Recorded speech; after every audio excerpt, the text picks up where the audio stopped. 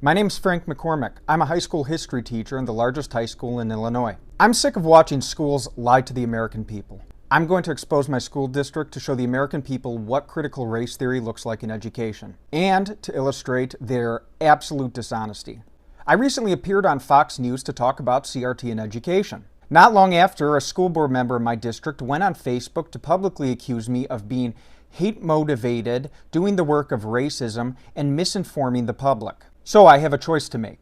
Option A, I stop this, I try to explain to her I'm not any of these things, I apologize and try to save my job and my pension.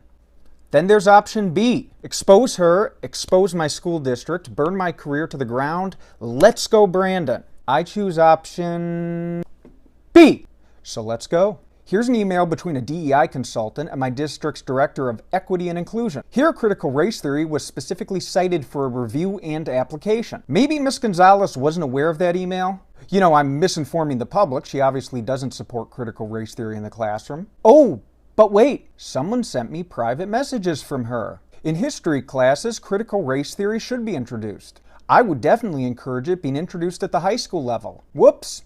Now let's look at what's going on in classrooms at my district. Students modeled the Black Panthers 10-point program to make their own 10-point program for a marginalized group. In literature class, students are asked to compare how South African apartheid compares to racism in America today. Here, Ibram Kendi's stamped from the beginning is used in a U.S. history class. Studying cultural appropriation.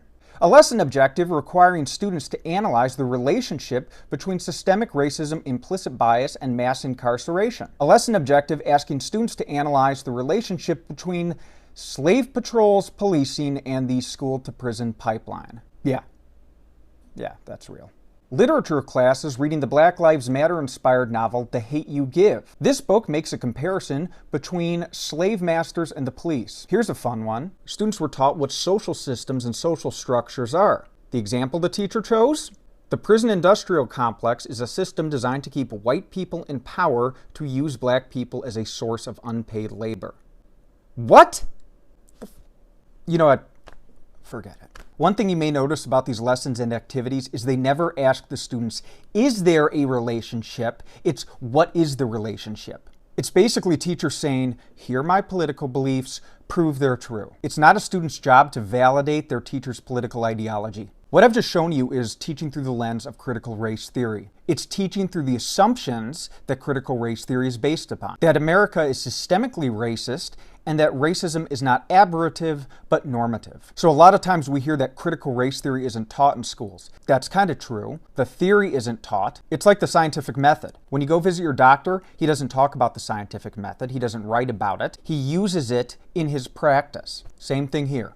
So, who is the one misinforming the community now? You know, for 99% of teachers, calling them racist, calling them hate-motivated would have them begging for their jobs to be saved.